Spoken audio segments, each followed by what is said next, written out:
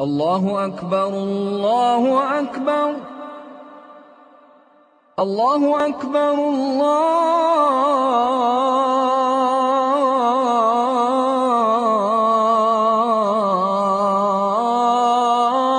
الله أكبر. Bismillahirrahmanirrahim. Të nderuar teleshikues, paqja, bekimi dhe mëshira e Allahut qoftë mbi ju. Kemi radhën e emisionit në hijen e Ramazanit dhe tema për sonte është dhe ka të bëjë me dispozitat e agjerimit.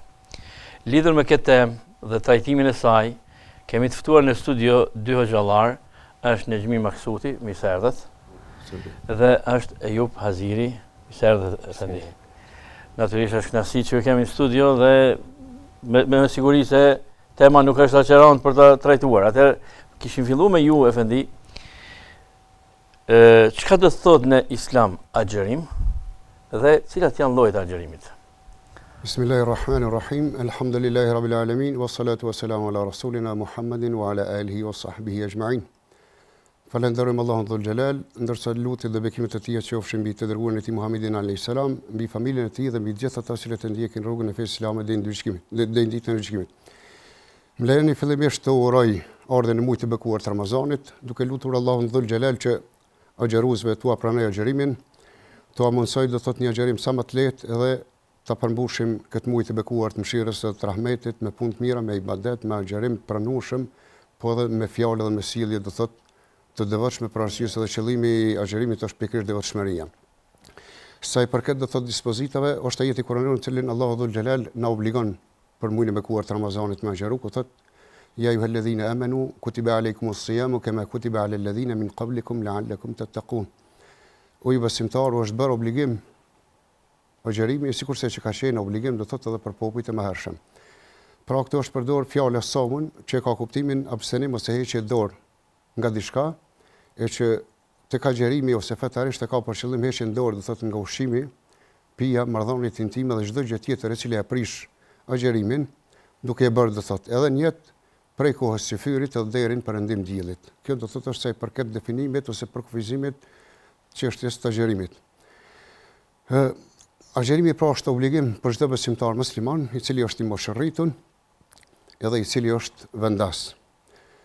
Agjerimi ndahet në disa lloje, ndahet do thotë në agjerimin farz ose detyrim i domosdoshëm, e që ka të bëjë pikërisht me agjerimin e muajit të Ramazanit, në kohë reale ose të rregullt ose që arabisht e quajmë do thotë edeun, po ashtu është farz edhe obligim do thotë po që se për arsye të ndryshme nuk ke mujt me agjerue muajin e bekuar të Ramazanit në kohën e reale, atëherë për me bë kaza, dhe kjo është do thotë farz. Po ashtu farz ose obligimi detyrueshëm do thotë i agjerimit është edhe kur zotomi për me agjerue jashtë Ramazanit në ndonjë ditë caktuar. Pastaj ja bën do thotë e detyron këtë rast vetveten me agjerim. Kemi edhe do thotë agjerimin vajxhib, që po ashtu e ka kuptimin do thotë e obligimit ose detyrimit, po në shkallë më të lehtë. Kjo ka të bëjë kur jashtë Ramazanit agjerojmë ndonjë ditë vullnetare ose nafile që i themi ne, pastaj për ndonjë arsye detyrohet ose e prish këtë ditë, momentin që e ka filluar me agjeru si ditë, jo është ba obligim, dhe në këtë rast që ka obliguar vetes, prandaj është vajxhib që më tutje do thotë jashtë Ramazanit, do thotë më vonë ta kompenzoj ose ta bëj kaza. Kem do thotë edhe agjerimin sunet, do thotë cili ka praktiku pejgamberi alayhis salam, për arsye se siç dihet agjerimi është bërë obligim në muajin në vitin e dytë të hijretit.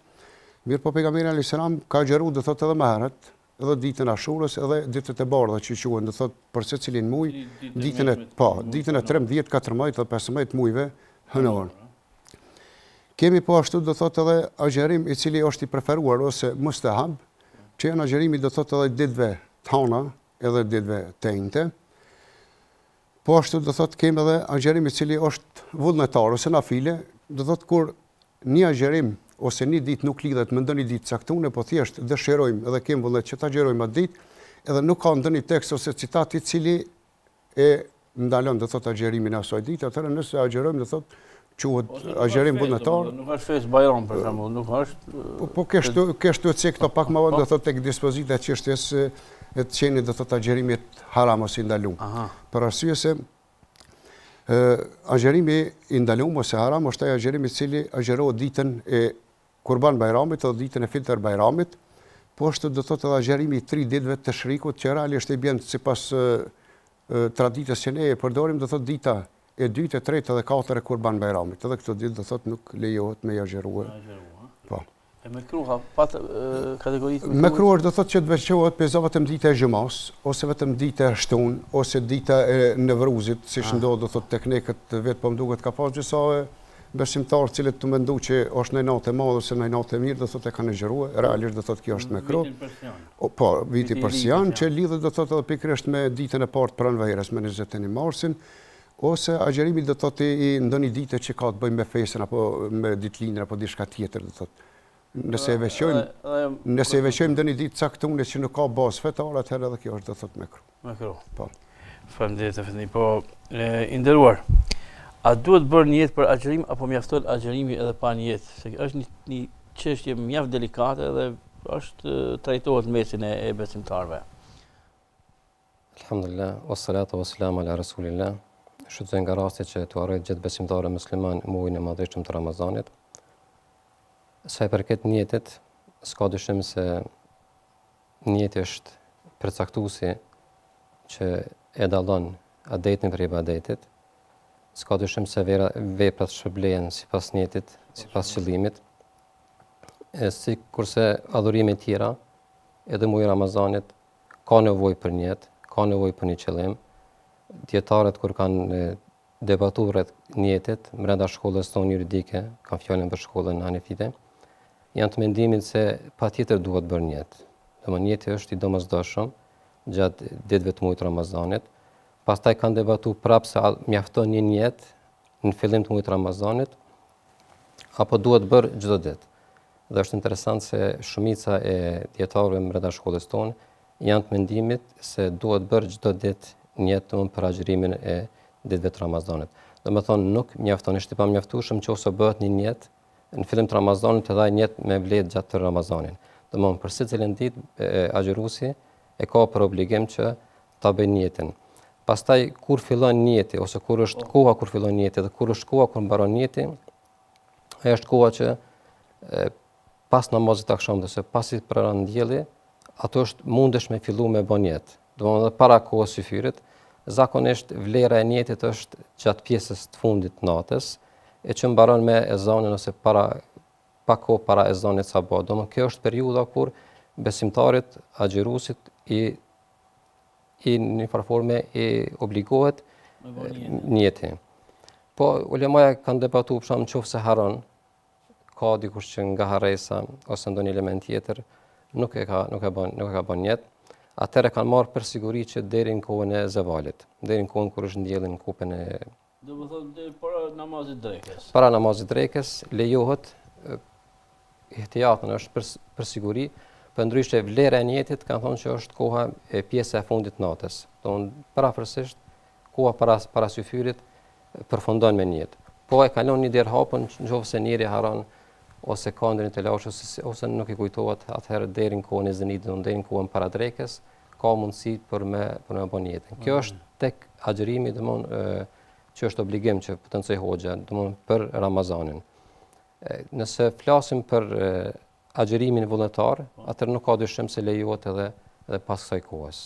Po e kam fjalën për agjërimin obligativ që është muaji i Ramazanit, domthonë është mirë që e para niyeti të bëhet gjithsesi, të përsëritet niyeti gjatë çdo ditëve të muajit Ramazanit, edhe të bëhet gjatë kësaj periudhës, domthonë prej kohës të akşamit. Po agjërimi vullnetar apo agjërimi i ditëve të bardha dhe agjërimi që e përmendet që është mirë është me agjëru të hanën tente për shembull. Dhe ajo është një lloj agjërimi vullnetar gjithashtu. A duhet patjetër niyeti sepse ndodh që njeriu harron dhe ka hangër syfyr, po ka harruar me bën niyet, a faktikisht me çat qëllim është ka hangër syfyr. Ka dietarë brenda medhhebit tonë, brenda shkollës juridike që potencojnë se nëse njeriu zgjohet syfyr, vetë zgjurja e tij është në niyeti, se qëllimin e ka pas për me agjëru, mirë po përmenda adetin për ibadetit. Domthonjë se ka dikush që e ka mësuar, e ka bërë shprehje vetë që gjatë kohës natës u zgju me hangër ose me pi diçka, Atëherë për me bë diferencimin mes adetit shprehis tina edhe adhurimit që është në kontekst agjerimi, atëherë është për më bë njeti.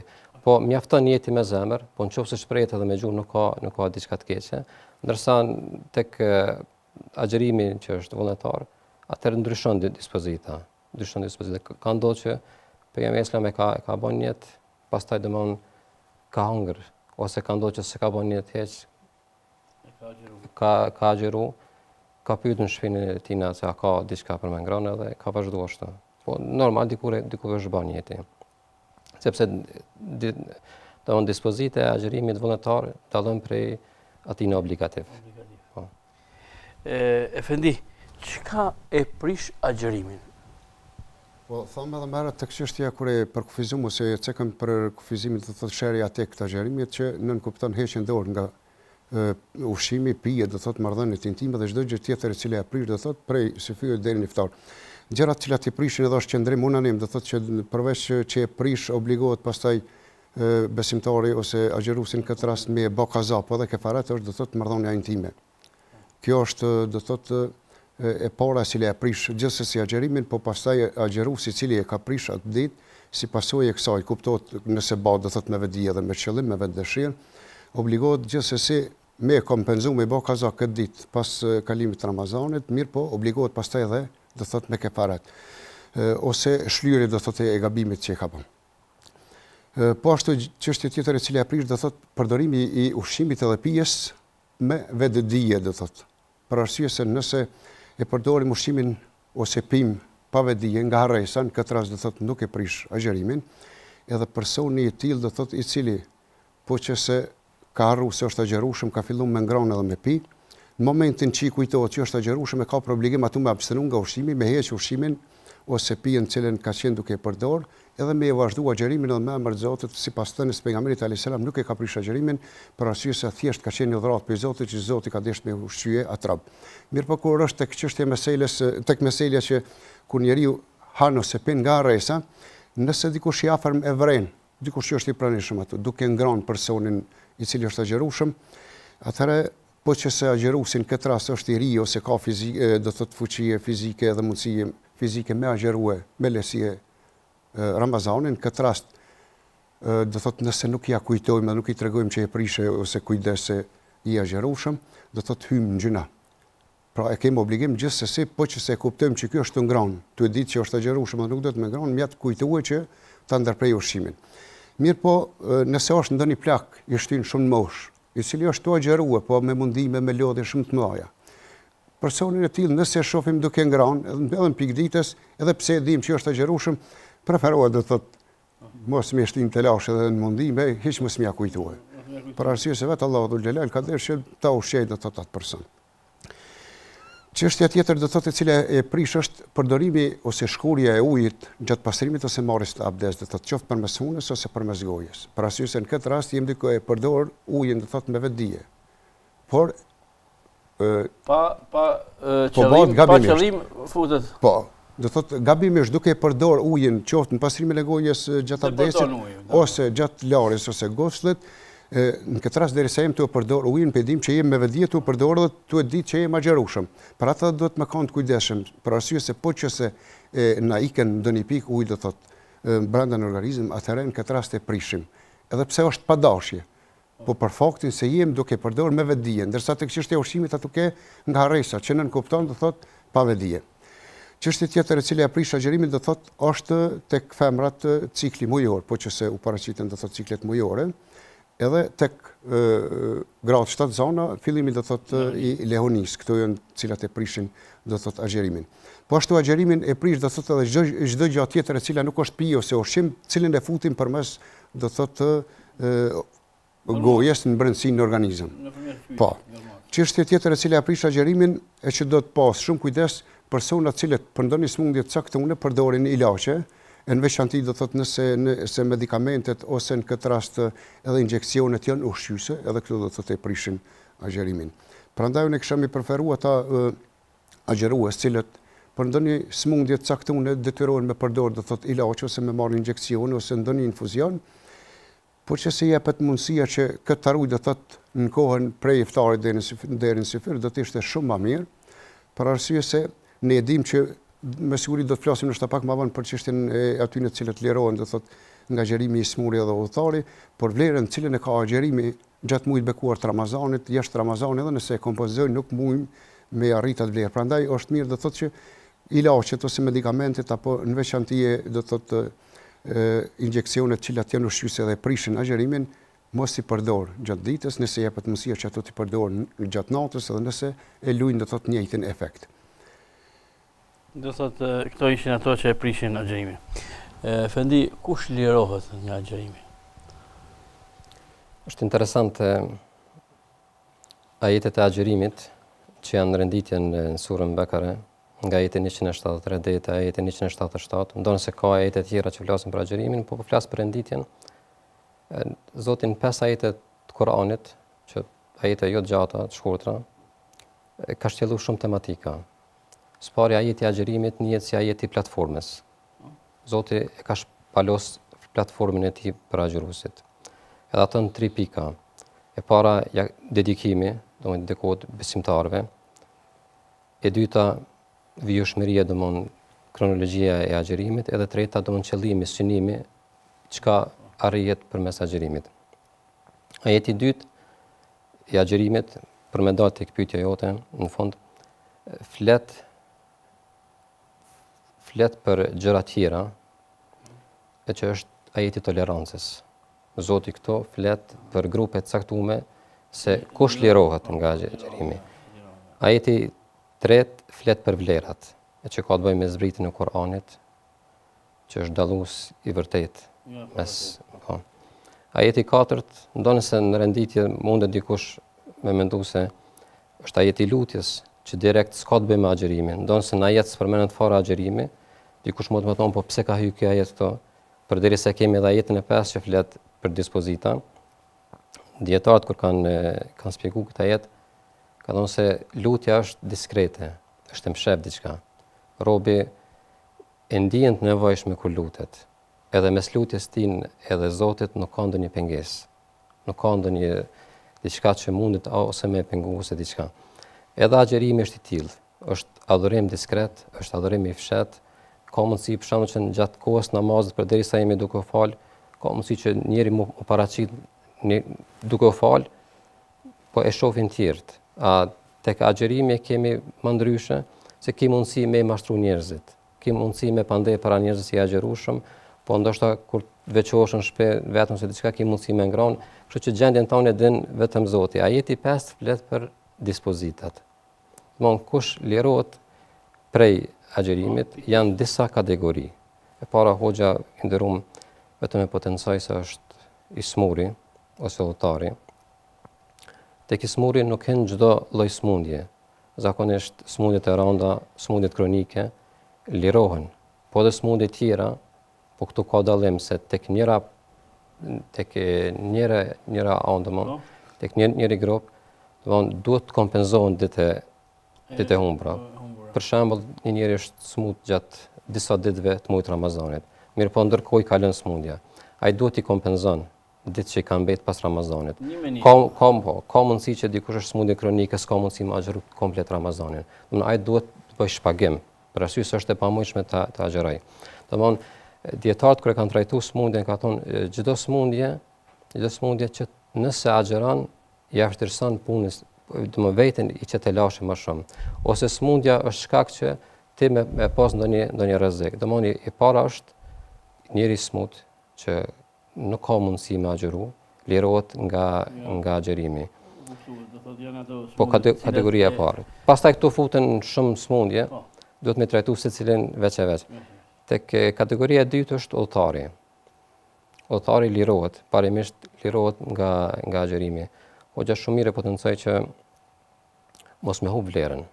Edhe ndoshta për gjitha shkollave, shkolla juridike hanefite i kushton shumë rëndësi udhëtarit, edhe thot se më mirë është më agjëru edhe gjatë udhëtimit, nëse udhëtimi është i lehtë, jo i mundimshëm. Nëse udhëtimi është i mundimshëm, ka të lashe, ka vështirësi, atëherë ma parimore është mos më agjëru. Po përderisa në kohën e sodit, në rrethonat e sodit, udhëtimet janë shumë të lehta, atëherë për mos me humb vlerën e agjërimit, është më mirë të agjërohet sesa të mos agjërohet.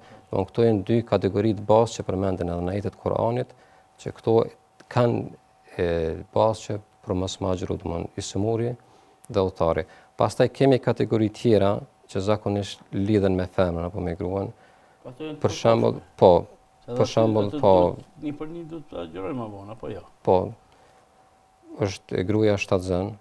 Po edhe këto, edhe dietarët këto kanë potencuar se nëse gruaja e tillë është në fillim të shtatzënisë dhe ka mundësi me agjëru. Dhe agjërimi nuk i shkakton të lashe, nuk e rrezikon as shëndetin e saj, po nuk e rrezikon as fushën e saj, atëherë për ta është parimore me agjëru.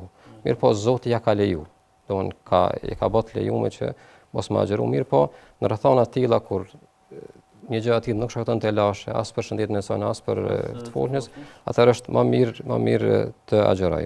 Pastaj është edhe lehona, edhe ajo domthonë nuk e ka obligim të agjëroj, mirë po ditët e humbura ose të Ramazanin duhet t'i kompenzoj. Pastaj është edhe gjithënia, gruaja që i jep gjithë fëmijës, edhe ajo ka drejt të mos agjëroj, mirë po duhet shikuar edhe gjendjen e saj. Nëse kjo shkakton të lashe, atëherë agjërimi nuk është i nevojshëm. Nëse kjo nuk i shkakton të lashe, është e lehtë për ta, edhe nuk i rrezikohet shëndeti fëmis, atëherë më parimore, më arsyeshme është të agjërohet. Netmi Efendi, agjërimi ka fillimin dhe mbarimin e tij ditor. Fillon me sefyr dhe përfundon me iftar. Cilat janë dispozitat e këtyre dy akteve kohore? Sa të kalojmë këtu, nisa më lidh pak edhe me profesorin Lëndëm, do thotë tek çështja e atyre të cilët do thotë lirohen nga agjërimi. Efendia i cekë shumë mirë do thotë lirim persona të cilët lirohen përkohësisht, po i kem do thotë edhe pleshit do të me pas pak kujdes do thotë plesh të cilët janë e moshëm të shtyne do thotë edhe nuk kanë mundësi fizike që ta agjërojnë, do thotë ta lirohen nga agjërimi, por obligohen do thotë ta kompenzojnë me fidje, me kusht që të jenë gjendje të mirë materiale. Përndryshe nëse edhe këto s'kanë mundësi, atëherë mjafton thjesht veç me kërku të falet tek Allahu dhul xhelal, edhe Allahu hiç pashibet do thotë i falë. Edhe persona të tjerë cilët lirohen do thotë për herë nga agjërimi, por jo nga kefareti, janë edhe të smurit, cilët kanë smundje do thotë të pashërueshme, edhe nuk ka shpresë asnjëherë që personat e tillë do thotë do të kenë mundësi që të shërohen edhe pastaj ta bëjnë kompenzim, edhe të tillë do thotë lirohen nga agjërimi, por vlen e njëjta me pleqet nëse kanë mundësi materiale do thotë e bëjnë kompenzimin. Sa i përket çështjes dispozitës rreth fillimit të agjërimit, edhe përmbylljes një ditës, po ose sefyrit edhe iftarit,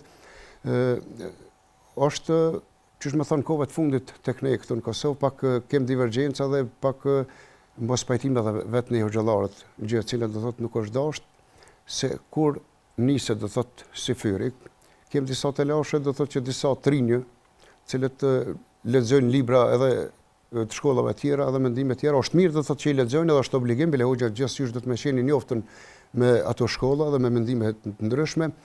Por një çështje derisa ka qenë praktike tek populli ynë, sidomos do thotë tek ne besimtarët muslimanë në Kosovë, nëse nuk është ndesh do thotë me Kur'anin, me fjalën e Allahut dhul xhelal, po edhe me porosinë dhe traditën e Muhamedit alayhis salam, nuk ka nevojë do thotë që të shpruhen do thotë tema të tilla, mirë po për me diskutue edhe me qit qysh më thonë ndoshta pak në pikë pyetje nisjen e agjërimit ose përfundimin e sefyrit, do të më kanë ekspert do thotë që përveç që një fushën fetare, lamin fetare me njoft pak do thotë edhe astronomin me lidh do thotë se kur lind dielli edhe kur perëndon dielli.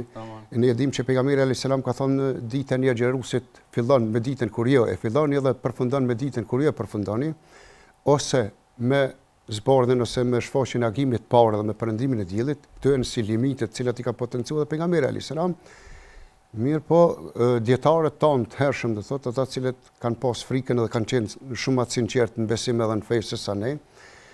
Jo rastisht do thotë kanë vendosur disa kuota ose disa pika referencë dhe kanë marrë, që tha edhe profesori, disa mjete preventive që me siguru masën e thjeshtë që mos me vënu sefyrin edhe me nis agjërimin pasi do thotë lind mëngjesi i vërtet, ose të bëj iftar ta përmbyll pra një ditë të agjërimit pa u siguruar nëse ka perënduar dielli ose jo.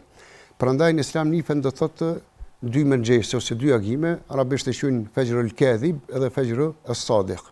Që në gjuhë shqipe bën agimi i rrejshëm edhe agimi i vërtet.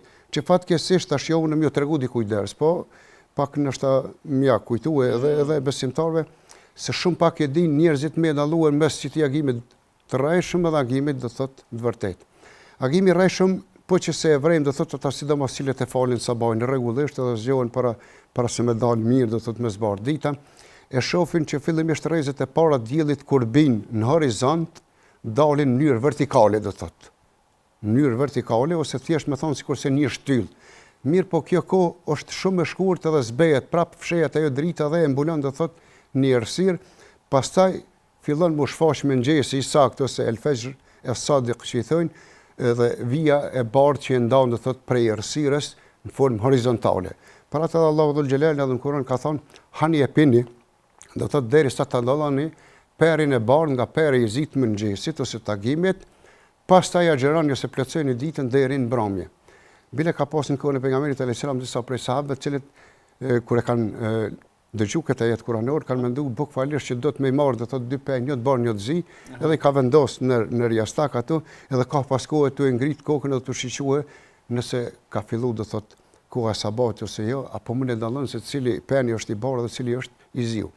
Edhe kishte shku do thotë gati veç edhe lindja e diellit derisa ka vret ky se cili është peni, pastaj i tregon ngjarjen pejgamberit alayhis salam, edhe pejgamberi thotë nuk ka qenë qëllimi do thotë thjesht peni si mjet do thotë real, po në aspektin figurativ, ajo shtresa e cila e shfaq errësirën edhe shtresa tjetër e cila fillon në horizont me shfaq dritën. Besimtarët do thotë i lejohet që ta agjeroj në kohën e agimit të rrejshëm ose el fajr el kadhib, ndërsa nuk i lejohet me fal sabajin këtë kohë. Ndërsa po sa të shfaqet agimi i vërtet, atëherë i ndalohet rrepsisht që të haj ose të bëj sefyr, po prej aty do të abstenoj edhe hyn pastaj koha do thotë e sabajit. Dietarët tonë do thotë të përfshi do thotë edhe të bashkisë islame që kanë qenë më herët edhe cilët e kanë bërë takvimin ose vaktin, ata kanë dalë në Bizh do thotë Kosovës atje e kanë përcjell edhe ndryshimin do thotë kohës, edhe kur shfaqet ky mëngjesi i vërtet edhe kur nuk shfaqet edhe kur perëndon dielli, prandaj edhe i kanë çit disa minuta, cilët janë si mas preventive që me kallëzue neve njerëzve të thjesht që me konë më të sigurt nëse këtë ditë sot e bënëm syfyrin kohë reale dhe po e nisim agjerimin kohë reale, po edhe kur të bjen do thotë iftari, më u konë sakt nëse veç është fut do thotë dielli në horizont apo jo që me e përmbyll do thotë një ditë si duhet.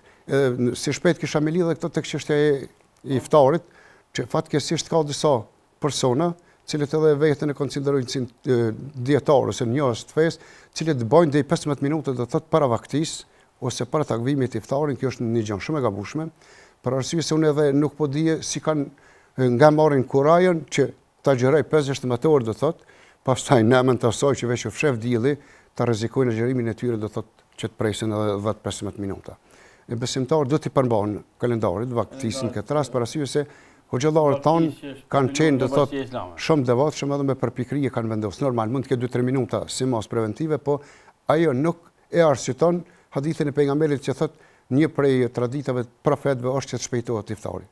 Iftari shpejtohet kur ne jemi sigurt që ka perënduar dielli. Kur arrim në kohën e caktuar. Dhe për fund, sepse erdhëm në minutat e fundit, çka nuk e prish agjerimin? Ka gjëra të ndryshme që të cilat e prishin, gjëra të tjera të cilat nuk e prishin. Zakonisht ushqimet, ngrënia, pirja e paqëllimshme, e cila vjen si pasojë harresës, nuk e prish agjerimin. Po këto nëse njeriu zakonisht ky problem është më i theksuar ditë e para të agjerimit, ta njerëz të cilët e kanë pas shprehje për shembull që në orë caktuar me hangër bok, atëherë kur vjen ajo orari, zakonisht mundet me qenë më të fokusuar tek boka ose tek uja.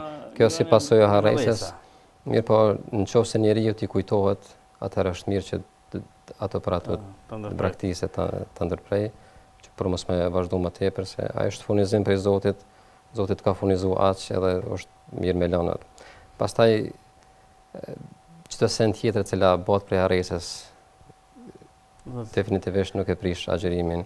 Vjellja, edhe pse ka mendime të ndryshme, mirë, po vjellja e paqëllimshme nuk e prish asesi agjerimin. Po kjo lloj vjelljes që është, do thot nga që thot populli gëksim, do thot se dalja e një ose limiti që tregon se sa e prish dhe se sa nuk e prish nga vjellja. Vjellja nëse është shumë herë e paqëllimshme, shumë herë edhe me gojën plot prishet agjerimi, po. Po nëse bëhet shumë herë, nëse bëhet për një herë, vetëm nuk prishet agjerimi, nëse është paqëllim. Po ka disa njerëz që e ngacmojnë veten, i fusin gishtat në gojë, atëherë kjo do nëse është me gojën plot, nëse është vjellje e madhe, e prish agjerimin. Pastaj thërmijat e bukës, cilat ka mundësi me na mbet në dhëmbë ose në pjesën ku ushqemi, nëse janë të vogla, nuk e prishin agjerimin, nëse janë të mëdha, sa bizele ose diçka, atëherë definitivisht agjerimi prishet. Pastrimi, larja, nuk e prish agjerimin. Përdorimi i misfakut ose brushës, këto nuk e prishin agjerimin. Këto janë gjërat esenciale, cilat neve ose gjërat e përditshme që na zakonisht na vjen shpesh të ndeshme me to, këto nuk e prishin agjerimin, edhe pse tek gjërat tjera ose gjërat dytësore, pastaj kemi mendime ndryshme. Pikat që përdoren në sy sipas shkollës tonë juridike nuk e prishin agjerimin, për dallim nga pikat që përdoren në hund edhe pikat që përdoren në vesh, këto të fundit e prishin agjerimin. Pikat që përdoren për sy nuk e prishin agjerimin sipas shkollës sonë. Përderisa sipas disa shkollave tjera e prishin, po gjithmonë jemi duke folur në kontekst shkollës tonë juridike anevite. Domthonë pikat që përdoren për vesh edhe për hund këto e prishin agjerimin. Këto janë ato elementet ose senet kryesore, cilat agjerimi nuk prishet. Atëherë ne ju mundsojmë edhe ka një mesazh të shkurt, sepse nuk kemi tani, jemi në përfundim të emisionit. Çka do t'i thoni teleshikuesve një mesazh të shkurt efendi? Shumë lut Allahu dhe Xhelal që të na mësoj, do thot edhe këtë ditë sa kanë mbet mujt bekuar të Ramazanit që ta agjerojmë me agjerim, do thot sinqert të pranueshëm tek Allahu dhe Xhelal, të na mësoj të kryejmë detyrat e obligimet me të cilat Zoti na ka porositur, të jemi sa më afër me Allahun dhe Xhelal, po edhe të jemi, do thot, sa më devotshëm të përkushtueshëm edhe në fjalët tona dhe qëndrimet tona në veprat tona, ndërsa besimtarëve uroj, do thot, që të jenë durueshëm, të kenë sabër, për arsye se dihet që normal edhe në këtë periudhë, akoma edhe këtë vit do të jetë ka mundësi me qenë periudhë nxehtë, edhe është prej ditëve më të gjata, por me sabër dhe me mbështetje tek Allahu dhul Xhelal kalohet, do thot, çdo sfidë, po kryet edhe çdo obligim dhe çdo detyrë. Fendi? Përgatitja vetvetes, ku njeriu e përgatit vetën për Ramazan, të mos i komplikoj gjërat prej fillimit, të mos ketë frikë se është dita e gjatë apo nxehtësia e madhe. Kjo është një faktor shumë i rëndësishëm psikologjik që njeriu e përgatit që kur vjen muaji Ramazanit të jetë sa më përgatitur edhe mundësisht ta kaloj shumë lehtë. Përderisa në fillim ne i vendosmi elemente tjera ose mendojmë për gjëra tjera se si ka me shku dita ose si ka mundësi që njeriu të largohet bukës, ujit ose gjëra tjera ose dohan ose gjëra tjetër, atëherë na vetvetes ja komplikojmë gjërat. Agjerimi më i lehtë është duke braktisë bukën në ushqimin. Agjerimi më i rëndë është kur ne me tërë qenin tonë, me zemrën, me shpirt dhe me tërë vullnetin, me bindjen tonë, atëherë ne agjerojmë. Kur ky e fundit është prezente në jetën tonë, veten tonë, atëherë agjerimi ka me konë shumë i lehtë për neve. Edhe na kena me arrit shpërblimin e merituar. Allah inshallah i shpërblen edhe juve për gjithë këtë mund që keni bërë dhe njohuritë që i dhat teleshikuesve. Ju falenderojmë edhe një herë. Faleminderit. Ju falenderojmë edhe juve të nderuar teleshikues dhe lutemi për një agjerim të lehtë dhe ibadete të pranuara. Derisa takohemi në takimin e radhës, ju lëm nën kujdesin dhe mbrojtjen e Allahut fuqiplot.